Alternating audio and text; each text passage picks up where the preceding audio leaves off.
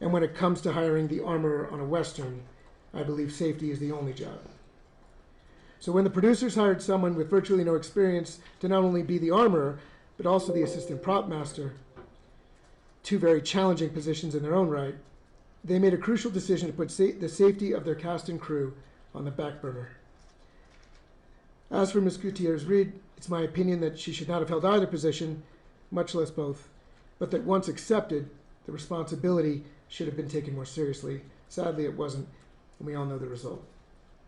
Since that terrible day, I've spoken with hundreds of producers, film executives, and directors about how we can come together as an industry to make sets safer from gun violence.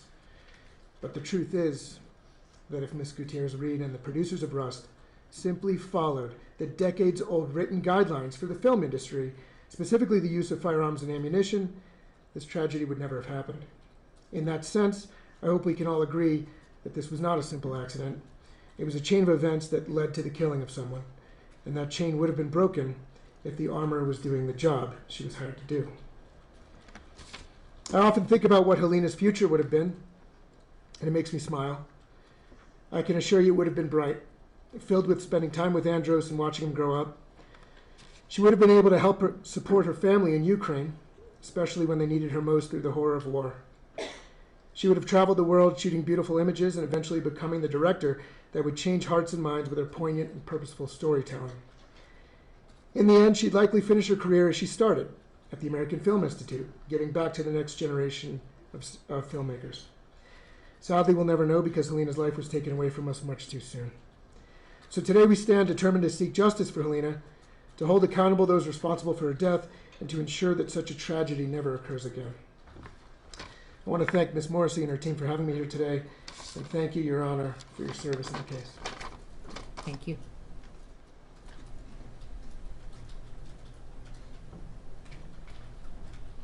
Emilia Mendieta.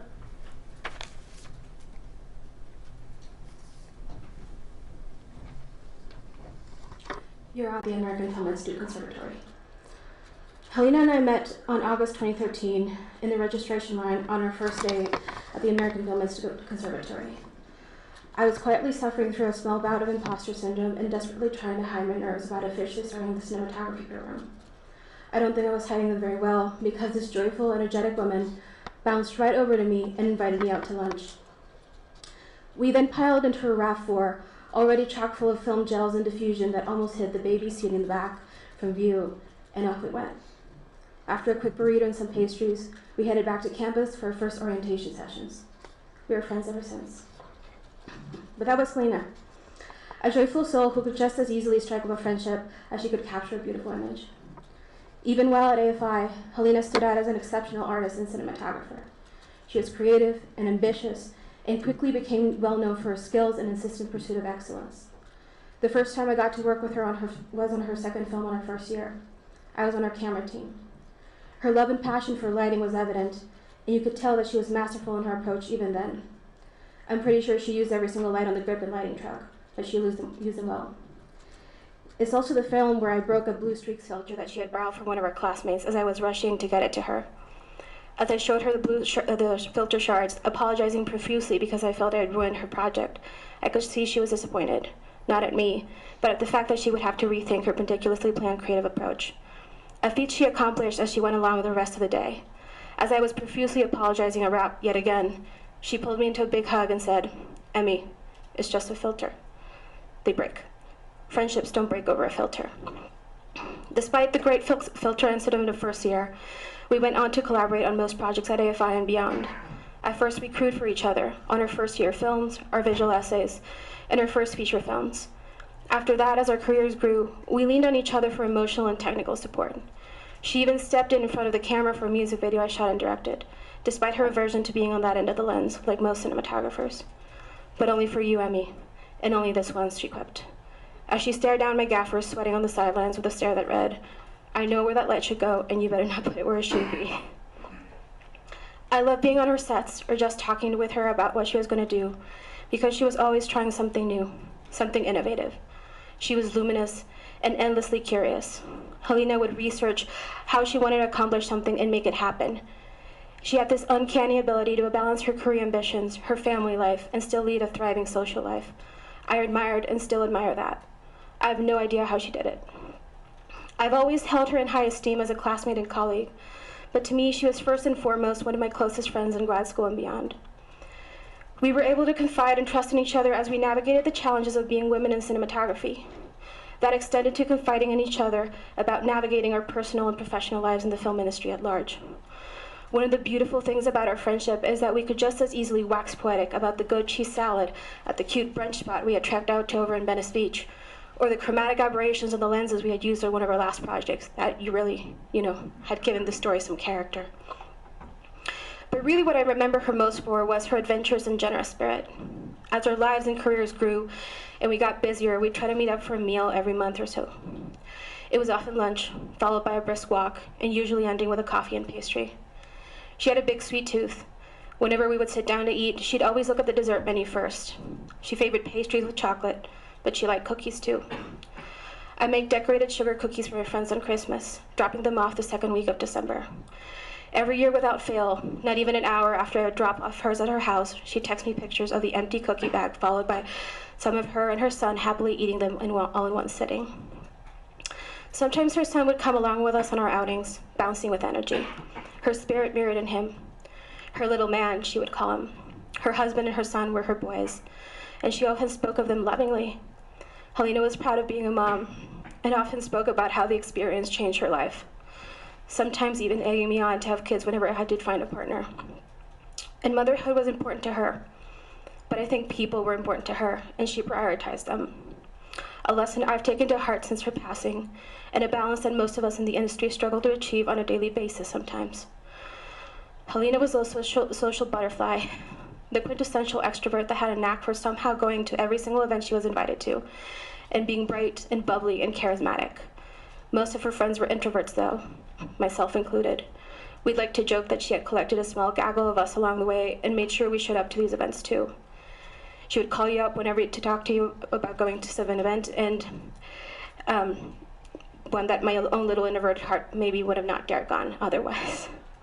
And she would make sure you weren't left alone. She made a point to take care of us and include us.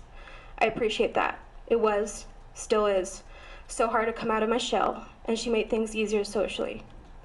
Now whenever I go to an event and I'm doubting whether I should go, I ask myself, what would Helena do? The answer is usually go. Late in the summer of 2021, I got a call from her. I was prepping for my third feature film that I was starting filming in a week away, and I hadn't heard from her much since I knew she had been on a different project in Canada for most of the summer. I'm at LAX, she said happily. Do you have any suggestions of where I can have good food in Santa Fe? She knew I had family in New Mexico at the time and had spoken lovingly about New Mexican cuisine before. What are you doing in New Mexico? I asked, pouring out a small list of recommendations. I'm shooting a Western. She sounded really excited. It had been a dream for both of us to shoot genre films. It's so hard to land a genre job sometimes, and she has a soft spot for both Westerns and hard sci-fi. I was really excited for her too, and reveled at her good fortune on the phone. It has horses and gunfights, and we're shooting out in the desert. It's a huge stepping stone for me. It's going to be so much fun, she said, excitedly. And she felt it, that it could be the project that could actually help her career propel forward. Little did we know that it would be the project that killed her. I often think about that moment, her excitement, her joy at embarking at this new adventure. I think about how hard she worked to get there, to get that opportunity. It kills me a little inside. The last time we spoke was the day before Russ started shooting. I called her because a friend of mine gifted me 4 tickets to Disneyland that would expire by the end of the year. And I thought it would be a really nice gesture to invite Helena and her boys to the park for the day. She seemed excited about going to the park. She hadn't been in a while and felt it could be a good break after the shoot. She mentioned pre-production had been a bit hectic and stressful, but nothing that seemed out of the ordinary in the independent film world. I've since begun to question what is and isn't normal, and what should be happening and shouldn't. But I was fresh off my own low-budget feature experience and had a bit of the blues regarding some of my own challenges with that shoot. I confided my doubts in my career with her, my insecurities at the moment. Just another bout of imposter syndrome. She got called to a last-minute meeting. She had to go. Emmy, you're so young and so talented. I have no doubt that you'll make it in this industry. I believe in you. I believe you're an amazing cinematographer in person. Please remember that. Gotta go. We'll talk soon. Love you. Those were the last 4 words she ever said to me. I believe in you. Those 4 words will forever echo in my soul. They're a bright light in the darkness of this whole situation.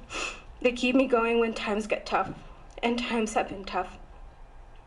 I was working at a news station in Sacramento, California on October 21st, 2021, but I heard the news through the grapevine. One of my mentors called me to tell me something had happened on a set in New Mexico. They wanted to know if I'd spoken to Helena. I'd not. I was able to get in contact with her husband, who confirmed the worst. I confirmed the news to another one of our mentors. I heard his heart break over the phone, too. I sat alone in the darkness of my apartment for hours, sobbing uncontrollably. My wonderful, generous, adventurous friend was gone.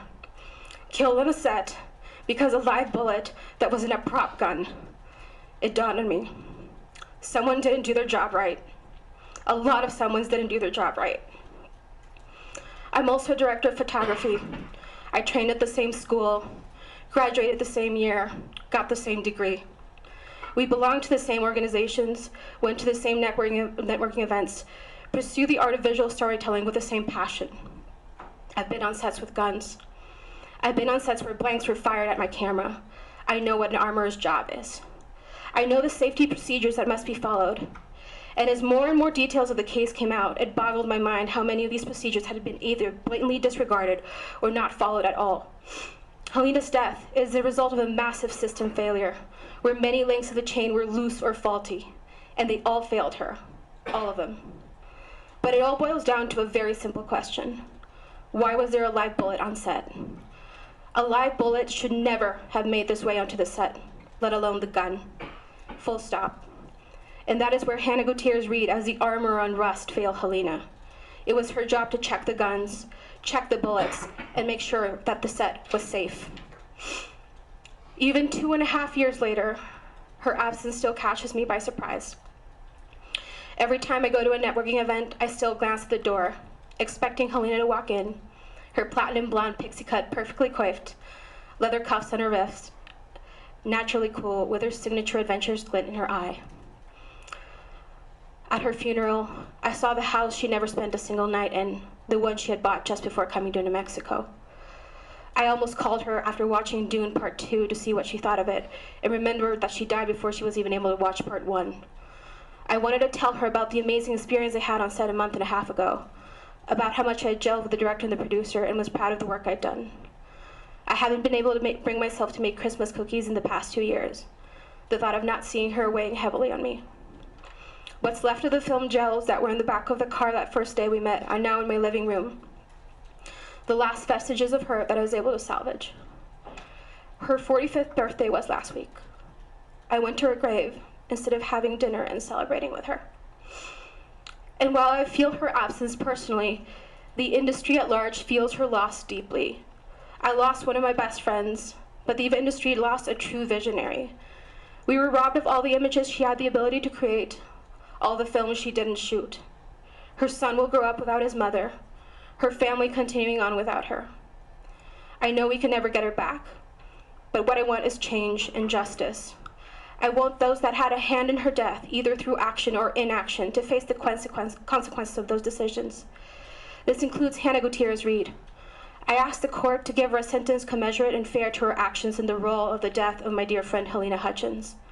Holding Ms. Gutierrez-Reed accountable will reverberate beyond just the sentencing.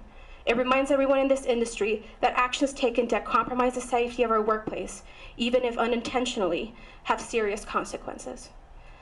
There are people that leave an indelible mark on your soul, an imprint that can never be erased. And the memory of her wit, her kindness, and her unwavering belief in me are permanently etched into mine.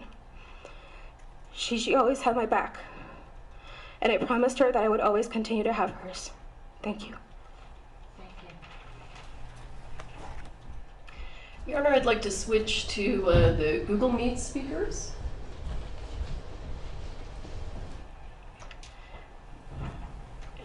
And if I can approach, because I can't see from my computer exactly who we have on. Just the one. You're on. So once they start talking. Yeah, if you just listen to this,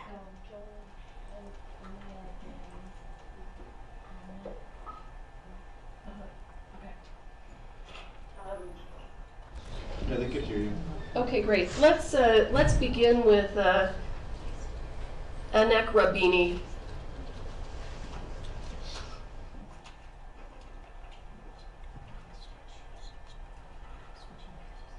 Hi, can you hear me?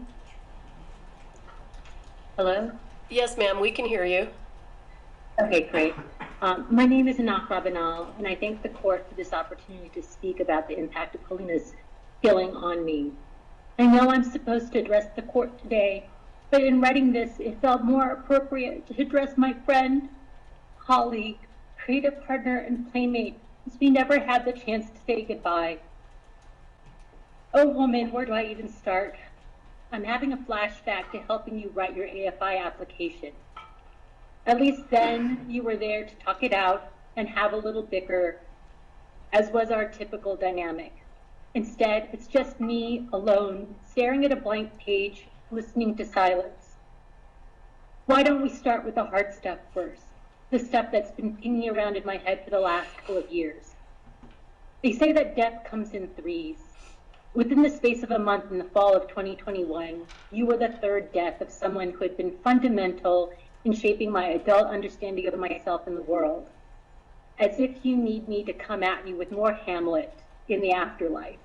But it truly was, when sorrows come, they come not single spies, but in battalions.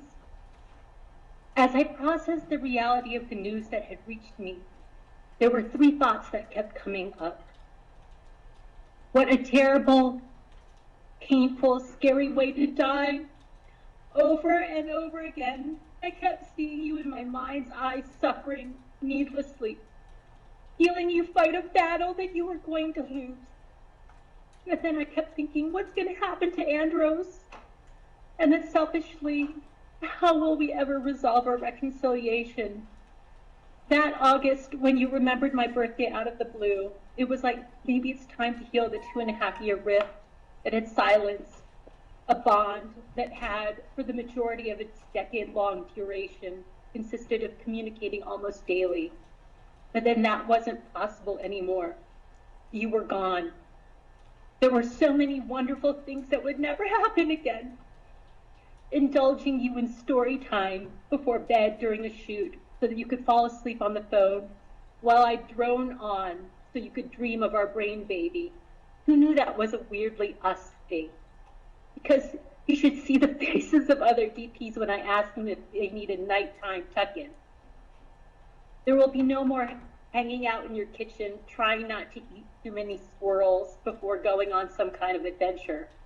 Because who knew what the bathroom situation would be whilst you teach me random words in Russian, and I'd watch you make cracked out Turkish coffee with orange peel as pre-game fuel. The two of us always plotting how we would get something epic done with very little money, sorting out our next tag team Thelma and Louise racket. Never again would I be your habitual +1 to some crazy inspirational thing where we'd be in full-on Lucy and Ethel mode, dead set on meeting the celebrity VIP who was in attendance. And usually we did, because really, who could resist our Wonder Twin charms? There will be no more fraught existential conversations about what we were doing with our lives and careers, or any more big dreams, ideas cooked up together to be kicked down the road for when we'd have the resources and enough clout to do them.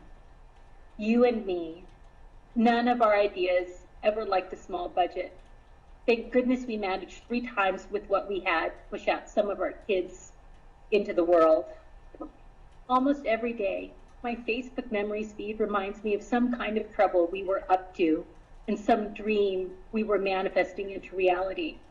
Daily, it reminds me of the 2 people who are gone, you and the person you inspired and expected me to be. As crazy-making as you could be, because let's not gild the lily. Anyone who ever truly got to know you knew how stubborn, determined, and no holds barred you could get when you set your mind to something, and how diplomacy wasn't your way. Yet as crazy-making as that could be, you would bring out the best of me. Even if that involved breaking some eggs, so to speak, and you'd bring out the best in every person you engaged with. Recent events have made me come to appreciate how with you, I didn't need a filter or to tone it down or to say it in a nice way. And the gift of being with someone who can accept the light and the dark in you is a rare, rare thing in this world.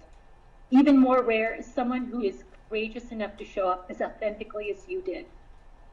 And here's the part that's easy, talking about what I admired in you, your courage and tenacity. I mean, you could spin your wheels in a neurotic frenzy, but when push came to shove, you would dig in, face your fears, and grab hold of your courage and go. The fact that you moved to a foreign country on your own as a young adult to pursue a dream is testament enough to your indomitable spirit, and it didn't stop there. You lived every single moment you had, and you never met a challenge you didn't give your best shot to. I admired your love of beauty and how you sought it out everywhere you looked. Maybe it came from having terrible eyesight when you were a kid, but you looked at the world with wonder and intensity. Your search for different ways of touching and feeling with your eyes and your inability to settle if something wasn't the way it should be was one of the commonalities that held us together, and truth be told, the bedrock of trust that got us through the rockier patches, because neither of us would let each other be less than our best. I admired your innocence of being. You approached everything with the ingenuity and insouciance of a child, and that takes guts in a world that continually tries to turn us into jaded, beaten down cynics. This is the short list of things that I loved and still love about you.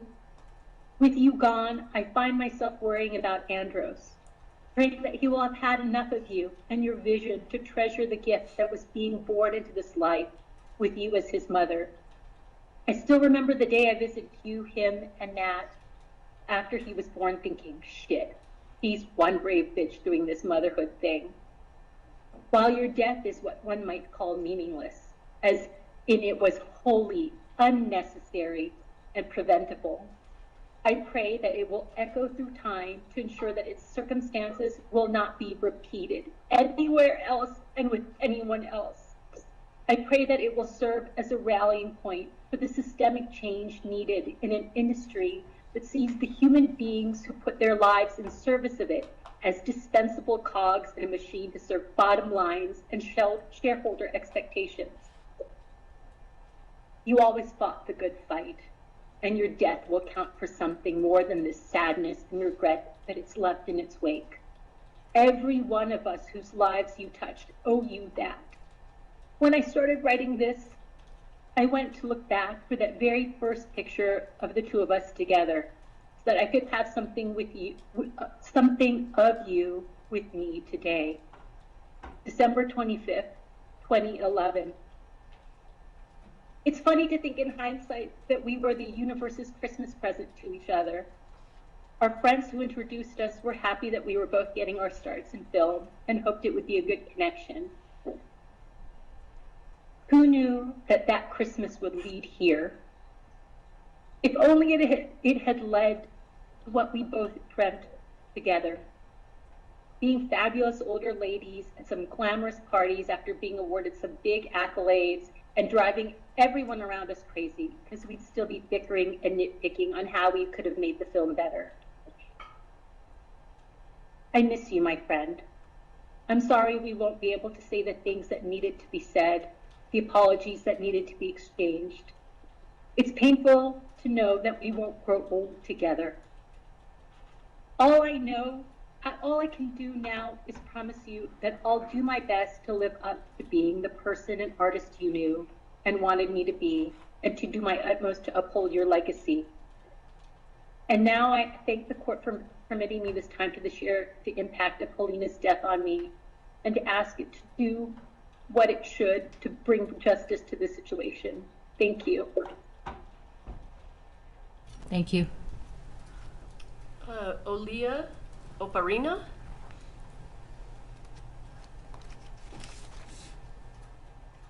Thank you, Your Honor.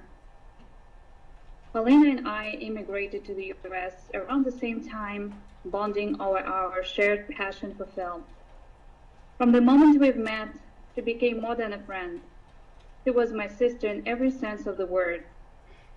Helena was always there, celebrating our victories and offering unwavering support during our toughest moments as immigrants and young filmmakers.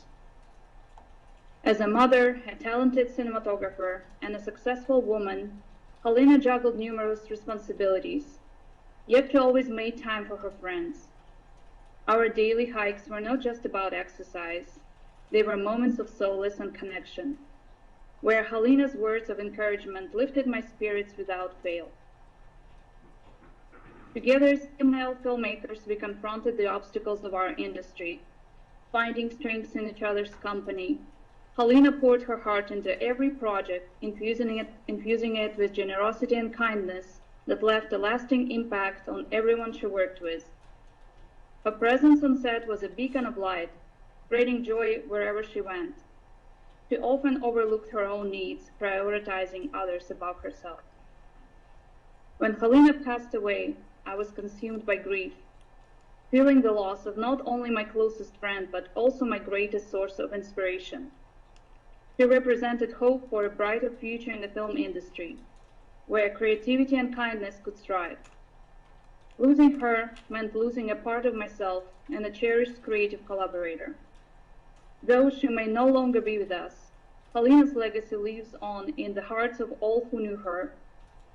We are committed to honoring her memory by continuing to champion the values she held dear, ensuring that her impact on the world will never be forgotten. Thank you. Thank you. Stephen Metz.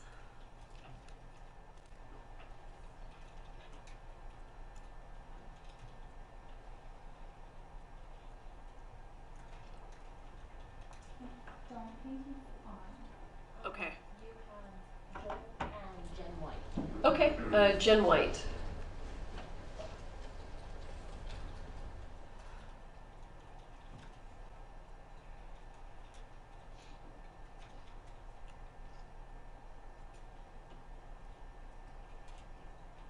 Okay. It feels impossible to put into words the devastation that I've felt and will forever feel from the loss of my friend Helena Hutchins, because mere words could never hold all of who she was or what she meant to me. It is absolutely indescribable, but I will try anyway. 2.5 years have passed and I still look for her. I still expect to see her. I still wonder what adventure she's on and think about checking in. Then my heart drops through my feet and I have to face the reality that I will never see her or hug her or hear her laugh ever again. I will never get to feel that glow that she bathed everyone around her in. And I will never get to be there to celebrate what would have undoubtedly been many, many. Helena was a force. She was complicated and talented and beautiful and caring and kind and funny and committed and charming and weird and fearless.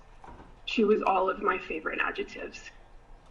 She inspired me, and I don't think she knew that because I never got to tell her. She was one of my favorite people in the world. I feel like she has gotten lost in the swarm of all of the finger pointing and blame in the aftermath of this completely preventable tragedy. The only way I have left to honor her is to do everything I can to make sure this never happens again and to try to make sure that the people responsible are held accountable. I've struggled to deal with this repeatedly being called an accident because it was not an accident. It was negligence and nothing else. Every single day there is gunplay on film sets carried out safely by qualified armorers. There are countless checks and balances to ensure safety for the cast and crew, and it seems every single one of them was ignored on this production. There were multiple failures by multiple people, that is certain, and the actions of Hannah Gutierrez-Reed were the catalyst for Helena's death. By bringing live ammunition to set, Ms. Gutierrez-Reed set off a chain of events that could only lead to someone being killed,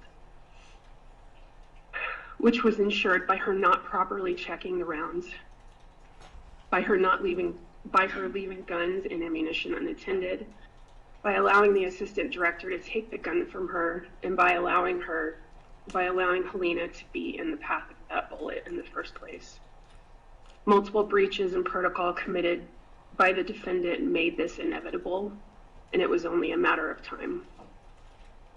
There's one absolute truth here. If Ms. Gutierrez-Reed had properly done her job, Helena would still be alive, and Andros would still have his mother.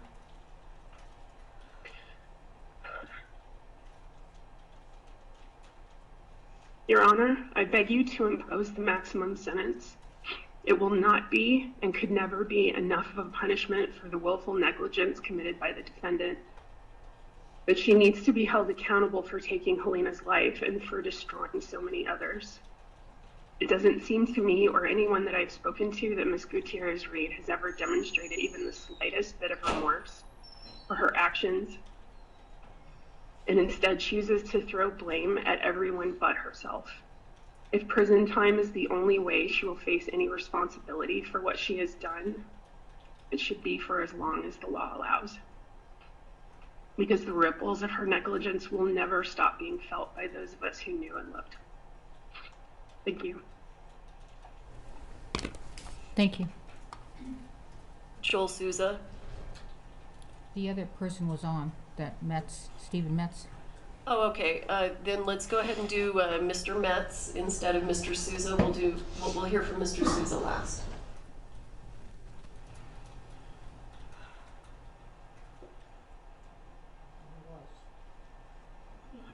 Hello, I'm Stephen Metz, and I did prepare a statement, so I'm just going to read the statement off and then maybe add a little bit. The death of Helena Hutchins has had a profound impact on me and my family. I was a very close friend of Helena and her family for many years. Our sons have been best friends since they were 4 years old, and Helena's husband, Matt, was one of my best friends. Helena and I would talk a lot about extreme sports. We spent time biking, riding, rock climbing with our kids when she was not out of town working, which was quite a bit. Matt and I would hang out and let our kids play. They played together all the time. During the pandemic, it was really nice because Helena was not working for a good part of it, and we were able to spend a lot of time together. If you remember, during the pandemic, there were kind of these certain families that you could, we called them a pod, so you could, we kind of hung out with like just a very select and few families, and the Hutchins family was one of them. So we would hang out in person. We didn't wear masks because they were considered, our really close friends. As far as the impact that I have seen so far, Matt was devastated when he lost the love of his life. I know how much he loved Helena. They were married for over 16 years, and they were a wonderful couple. The loss is devastating to everyone who knew them, because it turns out, after everything is said and done, we've not only lost Helena, but we have also lost Matt. And basically, Matt has been affected, trapped horribly by this, and he moved away. So basically, Matt died when Helena died, as far as we're concerned. Meaning he moved away. He was somebody that I hung out with more than once or twice a week on average. And so in Helena's passing and in the negligence that I believe occurred on that set, he didn't only kill or affect Helena, which I know it goes without saying, but it still should be said. You affected many other families and people around Helena. So anyway, the loss of Helena has had a ripple effect on our whole community. She was a talented cinematographer, and she was loved by everyone who knew her. Her death is a reminder of the fragility of life, and it has left us shaken and sad. That's an understatement. There's really there's no excuse. I mean, if you have a professional on the set, now I don't know all of the protocol for film, that's not my field, but I do know that you have to take gun safety you have to be handled with extreme caution in every way. And I really feel that this was due to negligence. So being that there are thousands and thousands of films being made all over the world, this needs to set a precedence. This case needs to set a precedence for all of the other for all the other actors whose lives, and cinematographers and everyone on the set, really, whose lives are at risk with when we have negligence in the hands of an armourer, supposed armourer. So anyway, it was a horrible experience for not just the Hutchins family, but also for our family. My son basically lost his really good friend. I honestly don't even know if they really talk very much anymore. They used to talk almost every day and play video games together. And anyway, it was a tragedy. So very, very sad. And that's the end of my statement. Thank you. Joel Souza.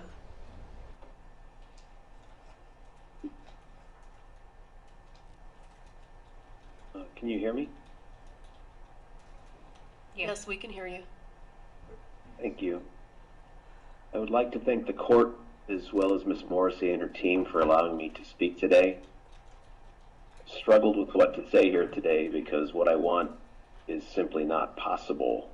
I want that none of this ever happened, that everyone's okay and that lives weren't destroyed, and that, worst of all, Helena's life wasn't lost. I would not presume to speak for Helena, nor for her husband or her son, for her parents or her sister, but I would like to say something on their behalf, if I might. Helena's parents lost their daughter. Her sister lost a sibling and confidant. Matt lost his wife, the other half of himself. And Helena's son lost not only his mother, but everything she had to offer him for the rest of her life. Every kind word, every loving gesture, every support, every influence, every life's lesson, the course of his life has been irrevocably altered. And the world lost not only a person that was a gifted artist, but a truly kind and compassionate person, which often seem to be in short supply these days. As for myself, the last 2.5 years are difficult to put into words. What it's done to me and the burdens it's placed on me, both emotionally and physically, are my private burdens, and I think I'll choose to keep them that way today. What I will say is that one moment the world made sense, and the next moment it didn't, and it still doesn't, and I don't know if it ever will again. So again, what I really want, I can't have. I want everyone damaged by Miss Reed's failures that day to find peace. I want this whole thing not to have been consumed by the world as some sick form of mass entertainment. I want to still believe in the better angels of our nature. I want the pain to go away. I want to be who I was before this happened, and above all, I want Helena to be back home with her husband and son in the house she never got to live in. Helena not only had an incredible talent for her art, but she had a talent for life. She was a touchstone for all who knew her, and those of us who were lucky enough to have shared in her fleeting time on this planet are better for it. Thank you. Thank you. We have a brief written statement by one of Helena's friends, Anya Bay, and that will be read by Alexander James.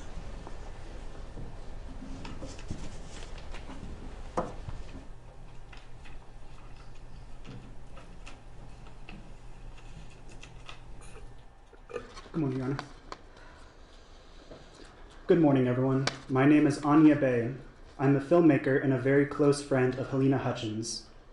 I want to apologize for not being able to attend in person because of my last-minute trip overseas, but I'm very grateful for the state for reading my statement. I've known Helena since 2014 when I first moved to LA. It was impossible not to connect and fall in love with her instantly, as she was that bright beam of light, creativity, and energy that could easily ignite the room, if not the entire city. Her passion for cinema was infectious. Her ability to enjoy life and love people around was evident. I felt very privileged to have her by my side, encouraging all of my endeavors. As my family lives far away, Helena became one of a few people that formed my family's circle in Los Angeles. We traveled and celebrated holidays together. We supported each other through thick and thin, and of course, we created beautiful films together. We were working side by side, Helena as a director of photography, and I was a writer/producer. We collaborated on multiple amazing projects, including our very first feature film, which was almost impossible to make. But not for Helena. She didn't believe in impossible. She was a fearless leader with a unique creative vision and deep appreciation for her crew. And I know that hundreds of people can back me up on that. She was a true inspiration. We had many more plans to realize and dreams to fulfill together, and it still doesn't sit with me that it's never going to happen.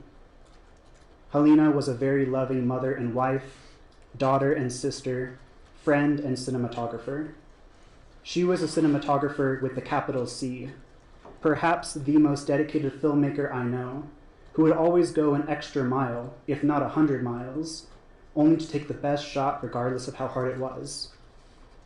Just when finally, after all these years of hard work, she started to get recognized in Hollywood, which we all know could be very cruel and heartbreaking. This horrible turn of events during the production of Rust should have never happened. Set safety should never be overlooked, or, as in this case, completely and utterly disregarded, especially when it comes to weapons. I want to end with this. The tragic death of the incredible Helena Hutchins is not just a huge loss for her family, friends, and people that knew and loved her so much. It's a loss for the entire film community. She deserved better. Thank you. Thank you, Your Honor. Thank you. Gloria Allred will address the court on behalf of Helena's mother, father, and sister.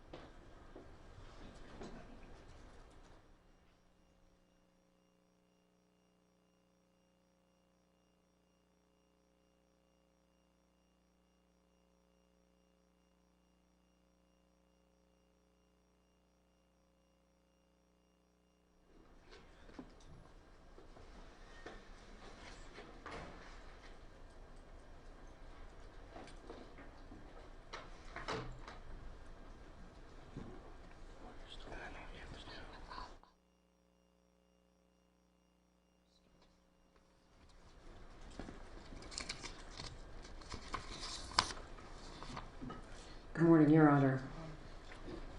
Attorney Gloria Allred, Morocco, and Goldberg, and also on behalf of my co-counsel, John Carpenter and Zuckerman, I would like to read a statement by Helena's mother, and then we have a video of her mother, whose name is Olga Solovey, and she will be speaking in Ukrainian and Russian, but we have English subtitles for Olga's statement. After that, I would like to read a very brief statement by the sister of Helena, Svetlana Zemko, who will also speak in Ukrainian and Russian, but we have English subtitles for her video. And finally, I would appreciate the indulgence of the court to read a short statement of Helena's father. We have no video for him due to his health. His name is Anatoly Androsevich.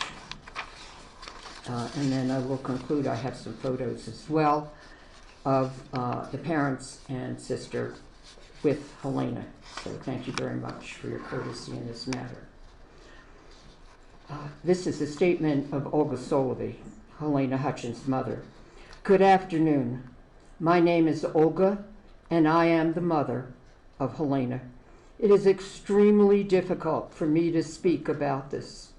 Helena was the best daughter on this earth. I remember how she graduated with the most excellent marks from 2 universities here in Ukraine. Even so, she left for the USA to study and pursue her dreams. She had a beautiful family, her son Andros. She loved him madly and endlessly. All of her friends absolutely adored her. After this tragedy, my life has been split into 2, before and after. Time does not heal. It simply prolongs my pain and suffering.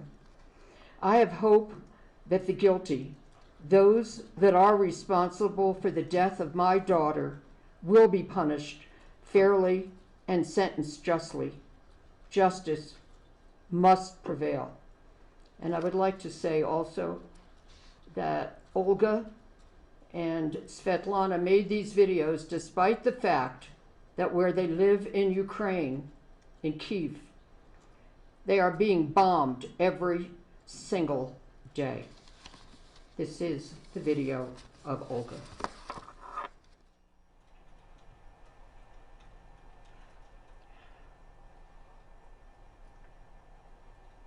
Хаченко, мене звуть Ольга. Сьогодні я хотіла б вам розказати про свою доньку, яка була дуже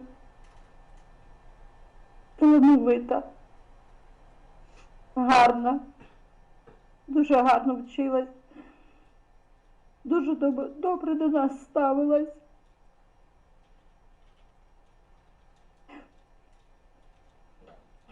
Я пам'ятаю той день, коли її не стало.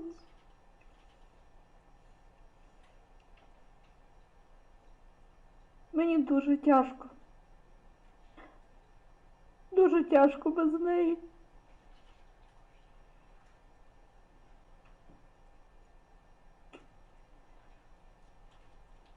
Я не можу.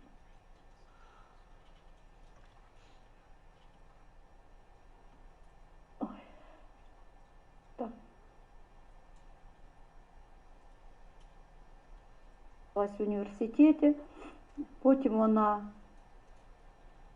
родила гарного хлопчика, мого внука, з яким я зараз не маю можливості бачити. Вона була дуже гарною матір'ю, але більше всього вона працювати любила.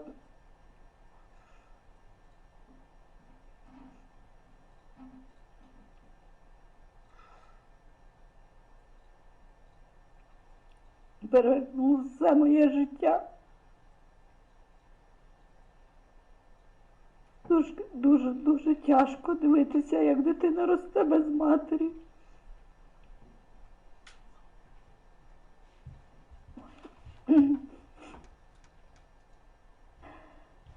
Я хотіла б ще сказати, що вона вчилася в школі дуже гарно, на відмінно. Вже закінчила всі вузи, в яких вона навчалася. Я від усіх чула тільки гарні слова. І сьогодні мені не проходить ця біль втрати.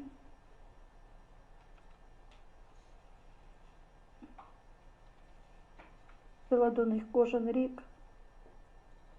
Я бачила, як Андрос підростає, як він на неї дуже схожий. Аля дуже нас всіх любила. Вона завжди говорила: мама, я хочу, щоб ви жили краще. Весь час вона мене прилишала до себе. Вона хотіла, щоб я була поруч. Але оскільки ще Світлана була не зовсім дорослою, я не могла поїхати. Я їй обіцяла, що коли Свята буде замужем, коли в неї буде чоловік, я приїду обов'язково. Але я не встигла. У Галі дуже було багато друзів, які завжди приходили до нас. з яким вона старалась підтримувати контакти. Вона всім дзвонила. Ми з нею созванювались кожну неділю. У нас був день, це субота або неділя, ми завжди спілкувались годинами. Кращого друга, ніж Галя, в мене не було. Могла поділитися зі мною усім. У неї дуже гарна сім'я була.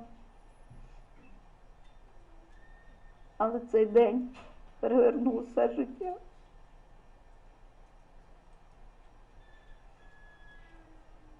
Мені дуже важко без неї.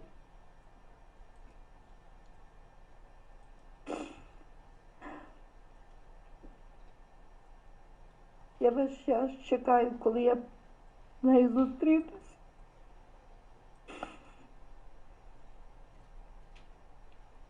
Але я дала собі слово, що я обов'язково побачу, коли виросте, коли він буде навчатися, коли він жениться, коли в нього буде своя сім'я. І я повинна триматися.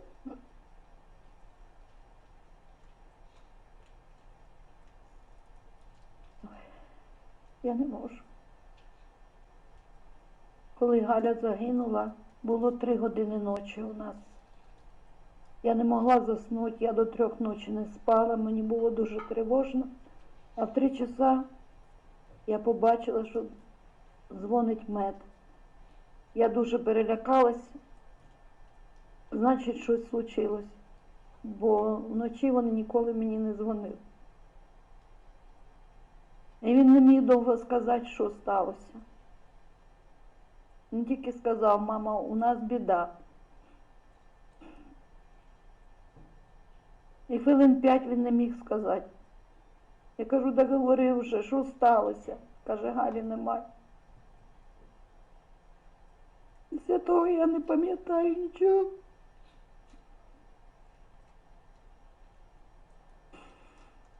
Я була одна вдома.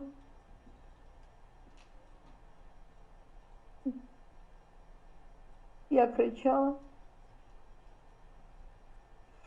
Я йому ще говорю: може ще не ясно, може ще все буде добре. Але він мені сказав: вже її немає.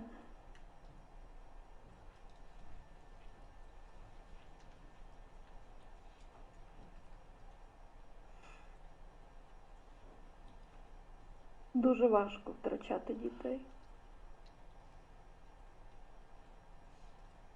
Це словами не передати. І час не допомагає. Пройшло 2,5 роки. А мені стає ще гірше. Якщо перший рік я ще думала, ждала, що вона приїде. А цей рік я себе настраювала, пробувала змиритися з тим, що сталося. Але, напевно, я слабка. Хоча Галя казала, що ти мама сильна.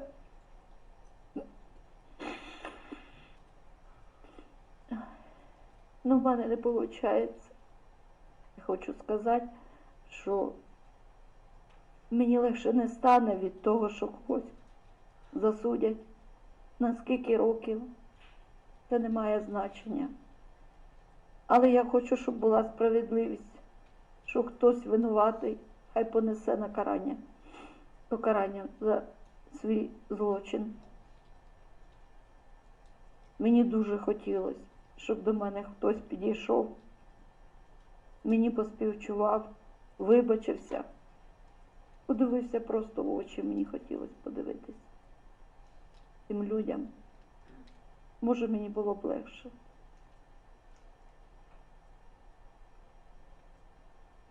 Але ніхто не підійшов. Я була на похоронах, я їздила в минулому році, у жовтні місяці, але я кроме Галіних друзів нікого не бачила. І боляче. Люди, які винуваті, вони навіть не підійшли до матері. Я не можу зрозуміти. Всі люди, які причепні до смерті Галі, ніхто до мене не підходив, ніхто не вибачався, ніхто не співчував. Вона дуже багато працювала. В неї весь час був розписаний. Але більше всього в житті вона любила свого сина.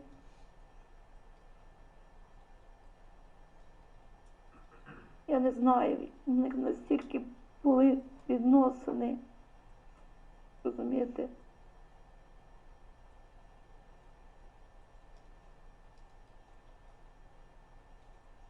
Вона просто не могла надихатися їм.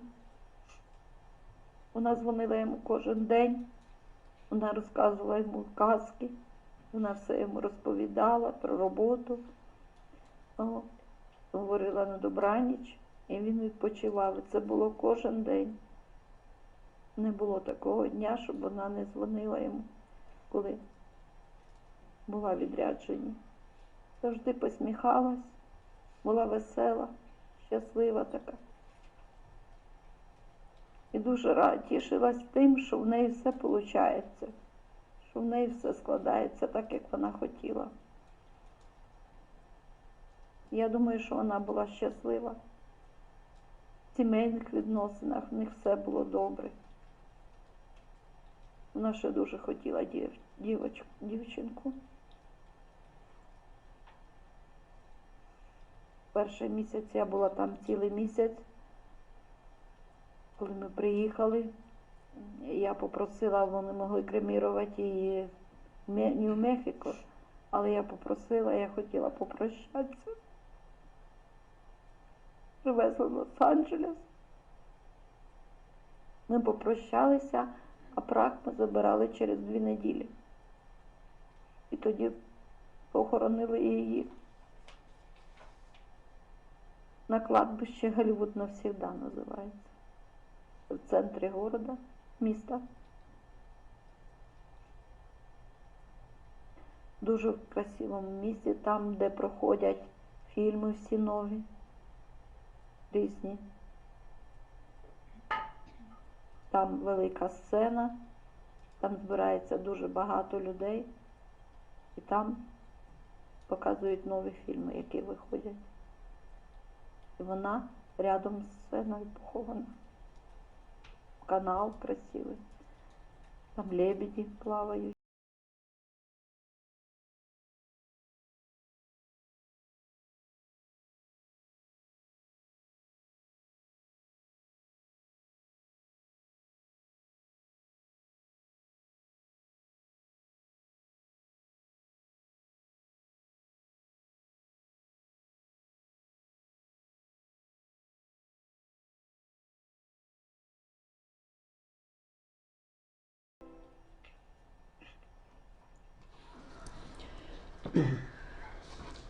I'd just like to add, Your Honor, that Olga is one of the most courageous women I have ever met, in addition to living in the war zone and suffering the tragedy of her daughter.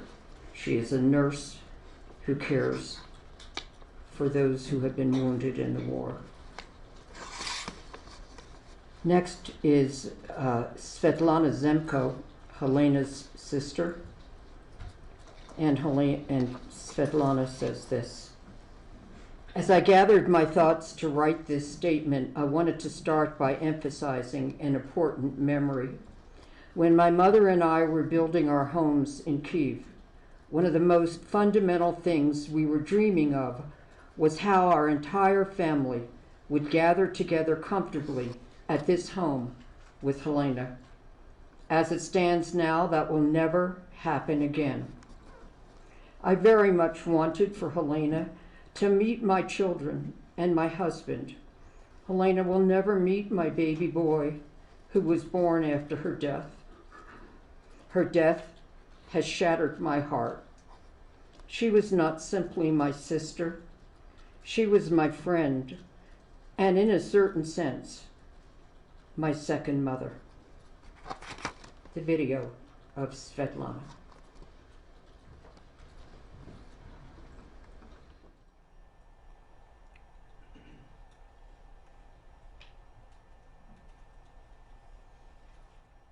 Є молодша сестра, вона старша на 7 років.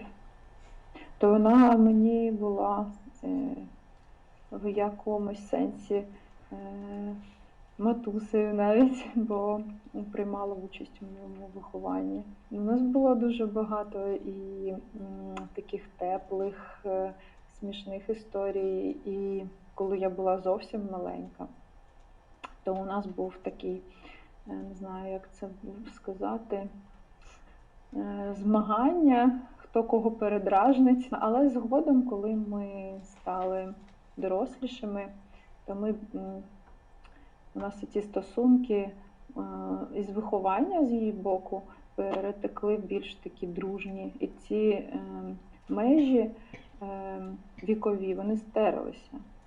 І ми почали там тусуватися разом, десь їздити на шопінг, знайомитися, проводити час по-інакшому. Як я тоді так кайфувала, думала, вау, я така доросла. Вона мене брала десь із собою, ми цікаво проводили час. Навіть просто поїхати на прогулянку, вона мені давала свій одяг, у неї був завжди дуже модний одяг, вона мала гарний смак. І для мене було це так тепло, що вона зі мною ділилася. І може цю якість у мені, таку не жмота, можна так виразитися, це може і від неї трохи пішло, бо вона така ніколи не прижимала, навіть шоколад, коли у нас був, вона ділила все порівно. Вона не брала собі ніколи більше. Це як по-братськи, по-братимськи, чи як кажуть. Я всім ходила, потякала, кажу, моя сестра в мене найкрутіша. Я ще жартувала, кажу, що у нас я такий ледащо, а сестра працює за 2 із нас. Вона дуже багато працювала, щоб дістатися своєї мети. Дуже багато. Моя сестра була крута. Це був мій друг. Це було моє натхнення у якомусь сенсі, бо коли мені ставало якось зле, я завжди думала, ось у тебе сестра така крута. Їй завжди було пофіг на усі проблеми, вона йшла вперед завжди. Тобто ця цілеспрямованість, вона завжди так надихала. І мені здається, не тільки мене, бо вона така взагалі була світла людина. І я навіть не можу сказати жодної поганої або мінусової характеристики дати їй, ніяк, чесно. Не тому, що вона моя сестра, а просто вона така людина. Вона була дуже крута. Сестра в мене, так, була для мене прикладом. Багато в чому, до речі. Вона мені багато чого пояснювала. І у плані виховання, мені здається, що вона навіть більше мені дала, аніж мама. Мені дуже важко про це казати, бо то була моя така велика мрія, щоб ми збиралися з дітками усією нашою родиною і святкували Різдво, або там хоча б, я не кажу дуже часто, 1-2 рази на рік. То була така моя мрія, щоб дітки разом гралися, щоб вогонь горів, і всі так за столом, і ми разом, і щоб це було так тепло. Я розумію, що цього вже ніколи не буде. Не можу. Мені треба, я не знаю, втекти. Фух. Короче, как я не хотела реветь. Просто одно дело, когда ты говоришь, какая она классная, другое дело, когда ты понимаешь, и все. Я взагалі намагалася триматися якомога міцніше, коли це трапилося, бо я розуміла, що якщо я ще буду плакати, то мама взагалі здуріє. Я просто бажаю, щоб ця ситуація не лишалася просто так у повітрі, як випадок, бо люди мають нести відповідальність за свої вчинки. І кожен, хто винен, я вважаю, що винна не тільки одна людина тут, бо ми там не були, звісно, але як будуть докази, як по цій справі, то кожного, кого вдасться притягти до відповідальності, мають нести цю відповідальність. Бо це не тільки життя однієї людини, це ще здоров'я всієї родини і ментальне здоров'я мого племінника.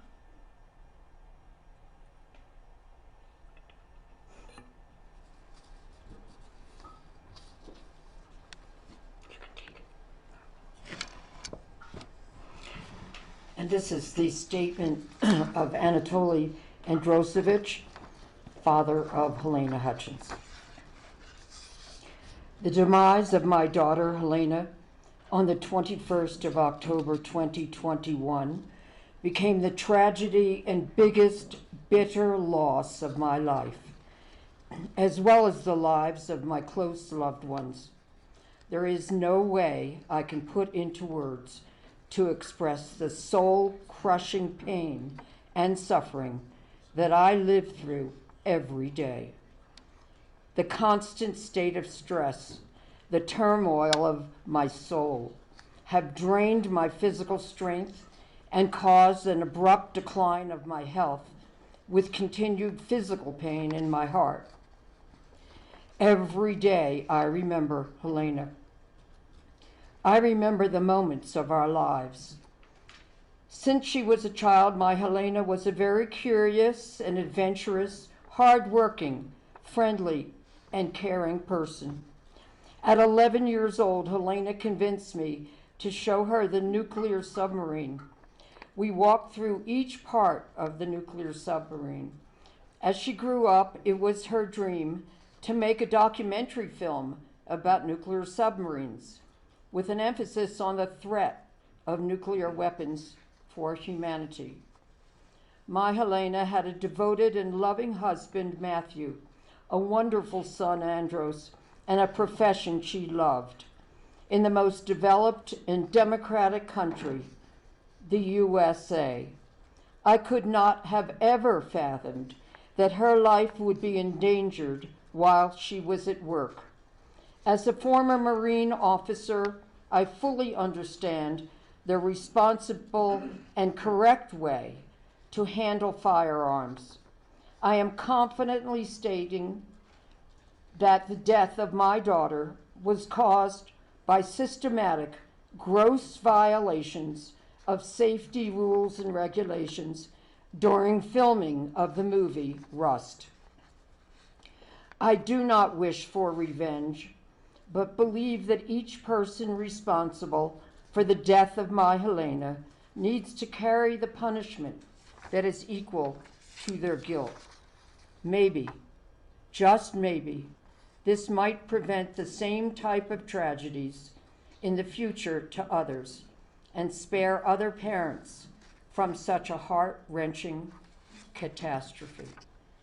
And now I would like to show the court very quickly just some photos.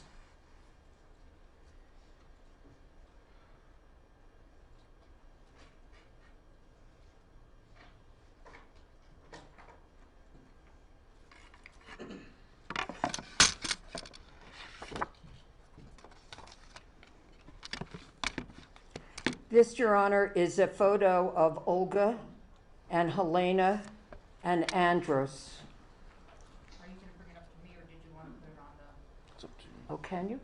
Can you show it? Elmo. Thank you.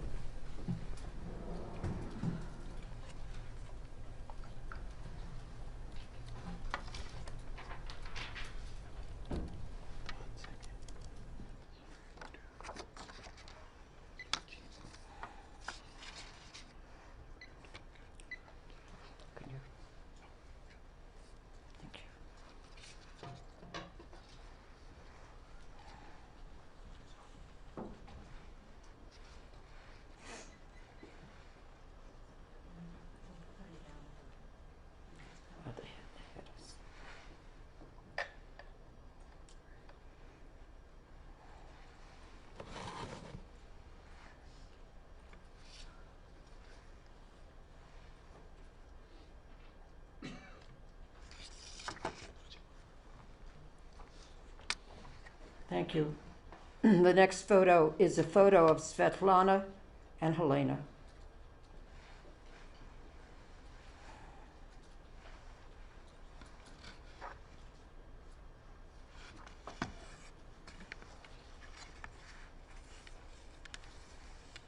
And the last photo, Your Honor, is Anatoly and his grandson, Andros.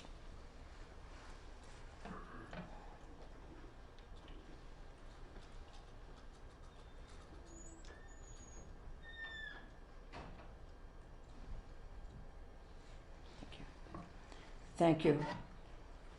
And as was mentioned, this week, April 9th, would have been Helena's 45th birthday. In honor of her birthday, our law firms have placed flowers on her grave at Hollywood Forever. May she rest in peace. Thank you. Thank you.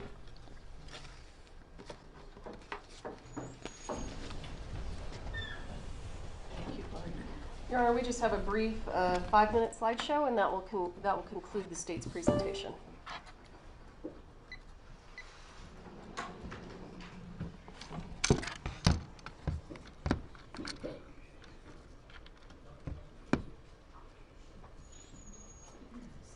Hang on.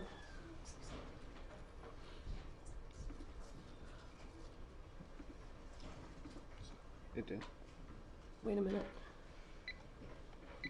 Come here. Why won't this go into...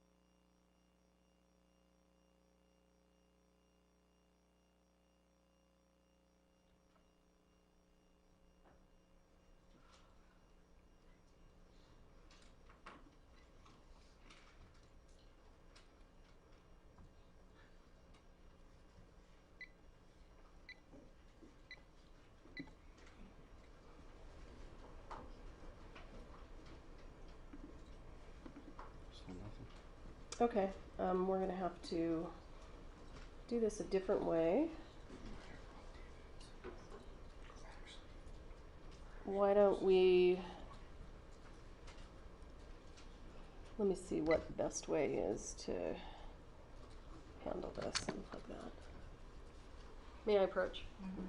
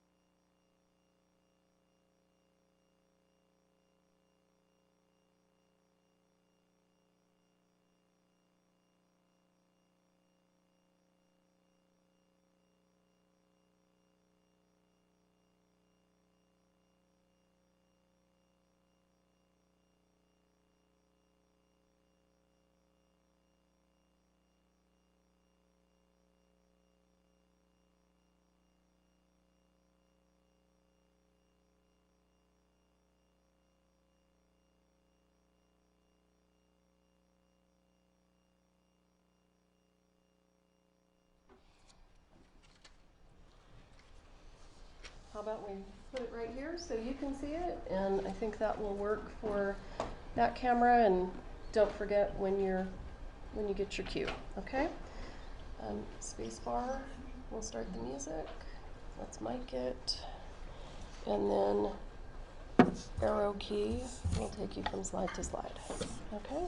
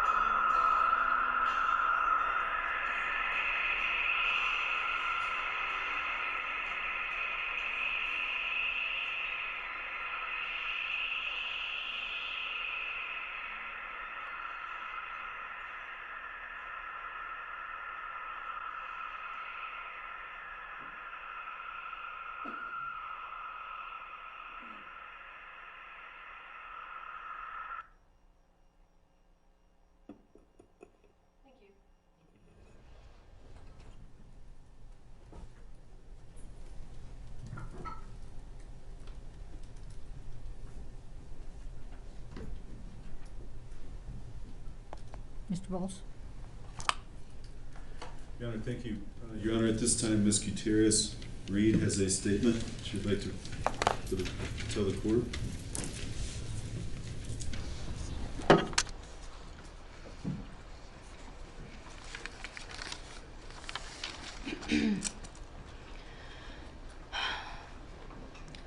First and foremost, my heart aches for the Hutchins family and friends and colleagues as well. And it has since the day this tragedy occurred. Helena has been and always will be an inspiration to me. I understand she was taken too soon, and I pray that you all find peace.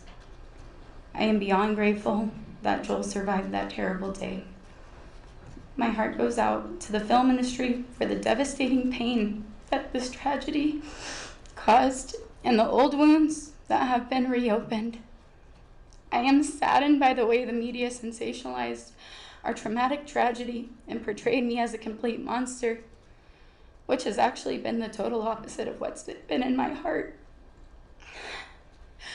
Your Honor, when I took on Rust, I was young and I was naive, but I took my job as seriously as I knew how to.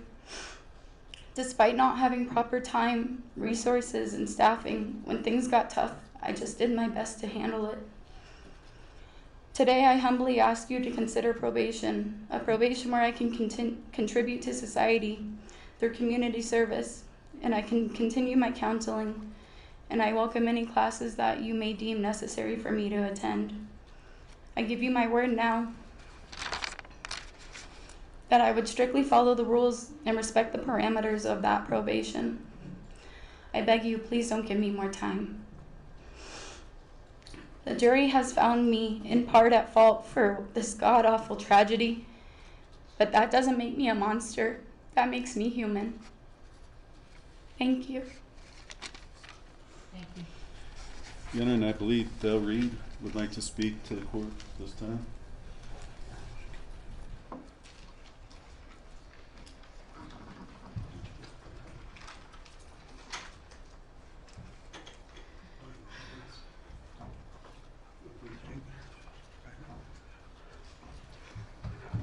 Thank you, Your Honor.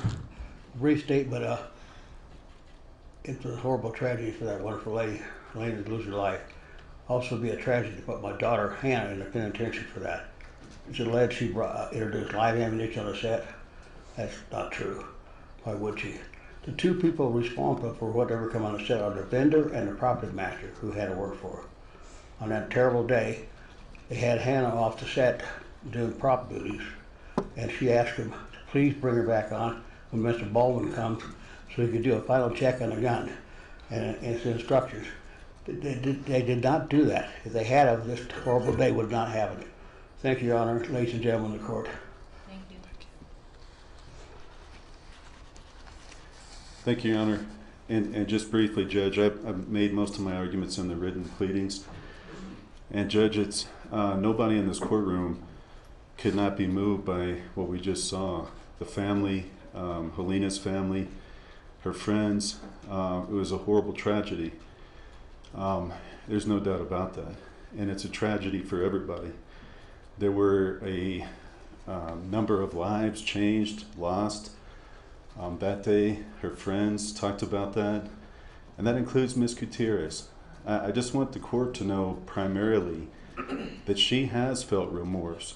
And maybe I've talked to her as much as anybody, at least on the legal side, Ms. Cisneros. She's cried, she's broken down, she's had mental breakdowns. She said, if only, many, many, many times. And it hasn't come out. It hasn't come out until today because of the legal proceedings and the system we have. But she has truly felt remorse, and I will tell the court that. As an officer of the court, that she has indicated that to me. This court has seen jail calls she's made. I would submit to this court that you could probably survey 100 people after something like this happens, including everybody that participated in the trial, scrutinize all of our calls, and pick out something bad that one of us said. Because, Your Honor, none of us are what we are on our best day, nor are we what we are on our worst day. And as Ms. Gutierrez said, she's human. She's flawed just like everybody else in this courtroom. We asked this court to consider fairness in respect that this was a cascade of tragedy. As some of the speakers indicated, there were multiple system failures by multiple people. Some of those people have come before the court, as this court knows, and received 6-month misdemeanor probation. Some have not been punished. Some have yet to come before the court. At least one individual is going to be tried in July. And so I know this court has the responsibility to weigh all of that and to determine what is commensurate and fair, as one speaker said, for Ms. Gutierrez. And what does that mean in the scope of things, and what has come before this court? And I'm asking the court to consider that. And also what probation might do for her in terms of rehabilitation, which is another goal of our system, Your Honor. Anything else? No, Your Honor. All right, so I've made some notes along the way, so if I refer to the notes and I'm not looking at tables, it's because I'm reading. First of all, thank you for your presentations. Thank the friends and family of Helena for presenting their memories and their losses of Helena. There are really 3 choices for sentencing before me. What the defense wants is a conditional discharge. This means straight probation, unless Ms. Gutierrez comes back on a probation violation. She won't have a felony conviction on her record, so she can continue to possess firearms. Again, unless she comes back on a probation violation and receives the imposition of the probated sentence. The second one has not been offered by counsel, but I've certainly thought of it, and it's to continue her in the Santa Fe County Detention Center. That would be for 12 months. That's all she's allowed to stay at the detention center. And then put her on probation for the rest of the time. She's facing 18 months. She's got pre-sentence confinement for about a month or so. In this scenario, she won't experience prison. She will be a convicted felon. She cannot carry a firearm under federal law and for a specific time under New Mexico law. And then there's prison, and the state has proposed at 85% of the time sentenced to incarceration based on the serious violent offense statute. For all the fanfare and pundits and finger pointing that has been going on for over 2 years, we were able to seat a jury of her peers who confirmed that they could listen to the evidence received in court and determine the facts and apply the law. They found Ms. Gutierrez guilty of involuntary manslaughter. What were some of the poignant facts that came out during the trial? In her police interview, she proudly owned her position as armourer. On October 21st, 2021, chaos ended after the film crew walked off. Ms. Hutchins and others were trying to rig, if you will, how they were going to keep filming. And what was the defendant doing while waiting? She was loading Alec Baldwin's gun. Did she have enough time to load the weapon safely? Plenty. Did she load the weapon? Yes, with dummies and a live round. Did she check what she was loading? No. Why? Well, in her own words, most recently, in her jailhouse calls, she didn't need to be shaking the dummies all the time. Did she check after that? No. And while you've heard her concerns about how she'll never work again as an armorer leading up to the trial, have her concerns changed? No. Here's what she says. This whole thing has been a character attack on her. Just recently in her allocution, I'm not a monster. And what did, where is it? They talk about how much of on the phone, she and another are talking about how much of Hannah's life they could take up, and that this is messing up her modeling career. This is while she's incarcerated, waiting for a sentence. And what does she say about the death of Helena? Hannah is dismissive of the judge talking about someone dying as a result of her actions. Hannah says she's looking at 13 months, which is ridiculous over what happened. Hannah says that people have accidents and people die. It's an unfortunate part of life, but it doesn't mean she should be in jail. A conditional discharge is not appropriate. And the second option of leaving you in the detention center would be giving you a pass you do not deserve. I did not hear you take accountability in your allocution. You said you were sorry. You were sorry, but not you were sorry for what you did. You were sorry for it and hope they can find peace. It was your attorney that had to tell the court that you were remorseful. The word remorse, a deep regret coming from a sense of guilt for past wrongs. That's not you. You're hereby sentenced as follows. Stand. I am sentencing you to 18 months of incarceration at a New Mexico Women's Correctional Facility. I find that what you did constitutes a serious violent offense. It was committed in a physically violent manner, a fatal gunshot done with your recklessness in the face of knowledge that your acts were reasonably likely to result in serious harm. You were the armorer, the one that stood between a safe weapon and a weapon that could kill someone. You alone turned a safe weapon into a lethal weapon. But for you, Miss Hutchins would be alive, a husband would have his partner, and a little boy would have his mother. Please take her. I'm going to ask the deputies to watch how the courtroom gets cleared. Please do an order of remand to the transport order to the Department of Corrections and the judgment and sentence. Yes, Your Honor. All right. We are in recess. All rise.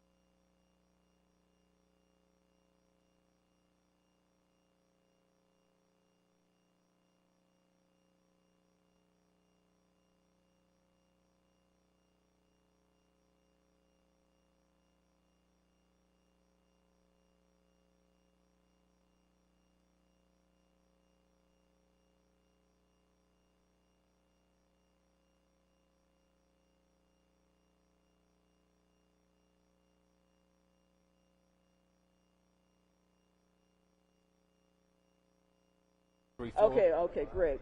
So we're 1, 2, 3, 4. 1, 2, 3, 4.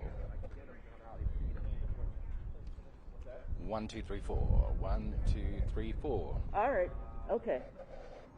Thank you. Okay.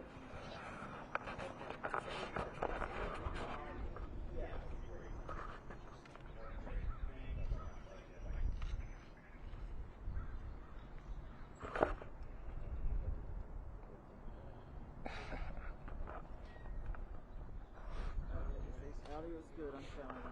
Yes.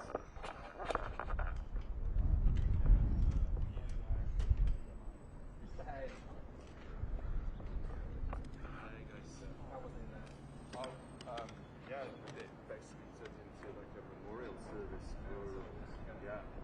So what did you get? 18 months, full whack, full sentence.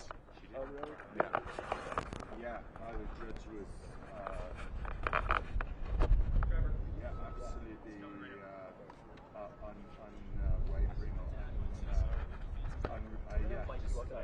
Just absolutely smacked. Said she had no remorse.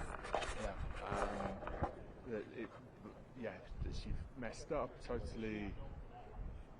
I was reading one of the jail calls. So yeah, we're going we're live at the moment. So. But whatever her name was. What was the first thing I thought in my head was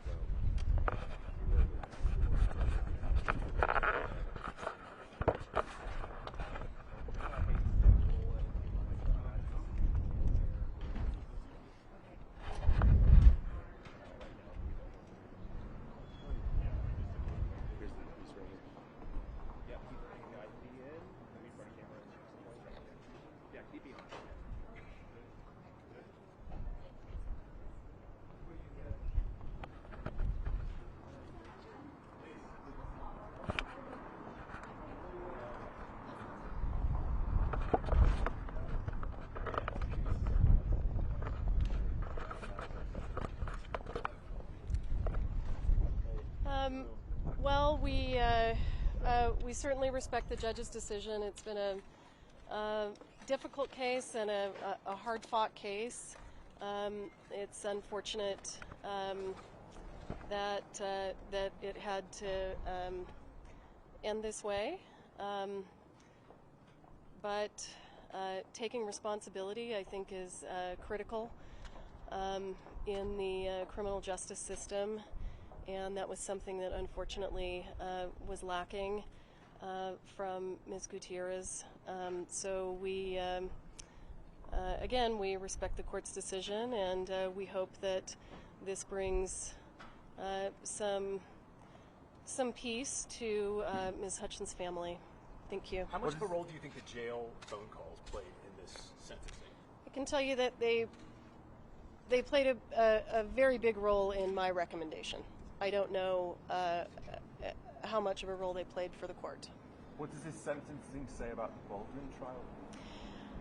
You know, I wouldn't want to comment on it. The cases are very different. I think that sentencing is something that's to a certain degree individual. So I wouldn't say that this is anything reflective of what may happen in that case. Can you walk us back to the jail calls? You said that they made a big decision in your recommendation. That's what you spoke about when you first got up there. When you heard those calls, you mentioned 200 calls. What went through your mind? Compassion fatigue. You know, we have the state has approached this prosecution from a standpoint of compassion for Ms. Gutierrez, for her age, for her lack of experience, and my compassion came to an end. Were you surprised the judge gave her the full maximum sentence? I was not. Do you have any reaction to her statement that she just spoke? No, I don't. Thank you. I appreciate you guys.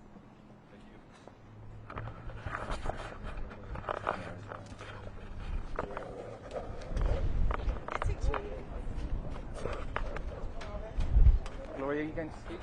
Yeah. Hey, Miss Allred. How are you? I'm sorry. Are you no, going no. to speak? No, no, I'm not. Oh, okay. All right, this is a challenge.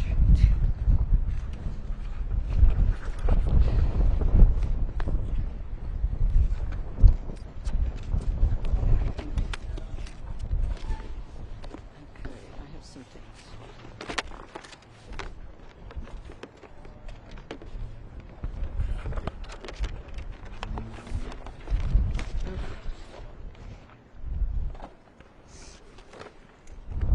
First of all, I have some things to give you. Okay.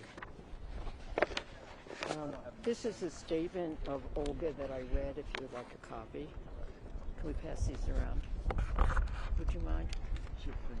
This is Olga. Okay. And then... Thank you.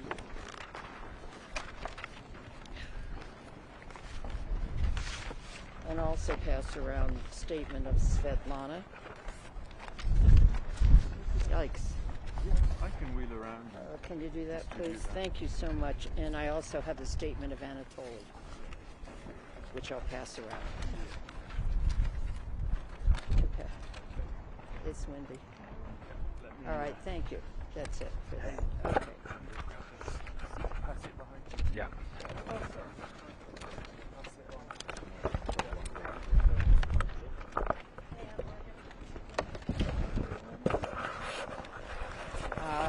If you would like a video that was shown in court, I will give you a thumb drive of the video. Okay? But I don't have enough for everybody, but I will give you my email. And so if you do wish to email, you can upload to that. We'll do that. But this is a thumb drive. It's Reuters. You're from? I'm from Channel 7 here locally. Court TV. Video. CBS National News. Thank you. Thank you. One of those ABC National. Okay, and you only have... The Spanish channel? Yeah, definitely. Thank you. Can I have one for the Spanish channel, please? It's not in Univision? Spanish, though. Univision? That's okay. I'll Is it? translate. Okay. Thank you. All right. Can I have one as well? You're from? Channel 13. Anyone else that didn't get? Okay, anyone else? From? Is that? Print daily. Do you need the video? Yeah, we'll take it. That's the last one I have. So anyone else? I'll give you my email. I'll give you my email. Now, last thing.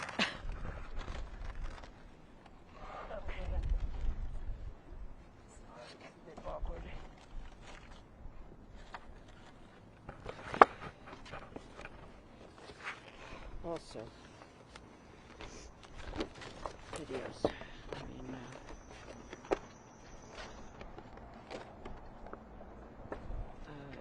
have the still photos, which I'll give you afterwards. Okay. I'm happy to answer any questions about. What do you think of the sentencing? The family did not express what they think specifically the sentence should be, but they trusted the court to give the sentence that the court believed was just. I think clearly the sentence, the maximum of 18 months, and that this was a serious offender and a serious offense, was appropriate. I do not think the other two options that the court suggested were possible options, were options that should have been exercised by the court. Probation clearly inadequate, and even just serving the remainder of 12 months essentially in jail rather than prison would not have been appropriate. I do think the prosecution did an excellent job in proving their case beyond a reasonable doubt, and we're looking forward to the next case. What do you think this means for this next case when you're looking at trying to get justice for Helena Hutchins and her family? What are you expecting come July now that you've seen this play out? I'm expecting a jury that's going to give a fair trial not only to the defendant but also to Helena Hutchins. May she rest in peace. Whatever happens, it's not going to bring Helena back, but definitely, as the family has said, everyone who's responsible should have to face the consequences and be accountable. Do you believe Alec Baldwin was part of that cascade of negligence that people talked about in the courtroom? We support the prosecution of Alec Baldwin. Was there anything about Ms. Gutierrez-Reed's statement that stood out to you, considering we haven't heard from her until today?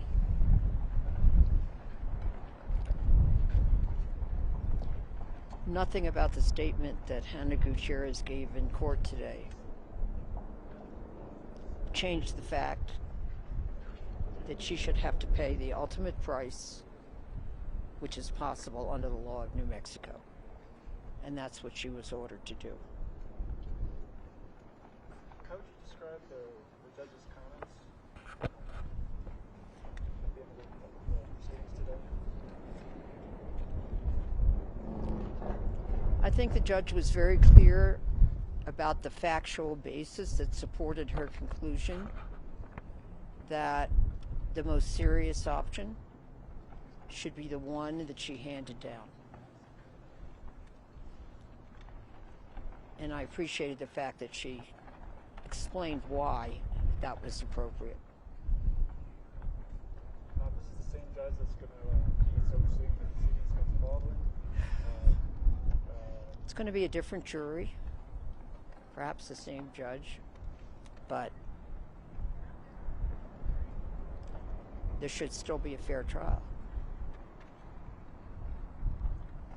And I know Mr. Baldwin's done everything he could to try to dismiss the case, but at this point it appears the trial's going forward.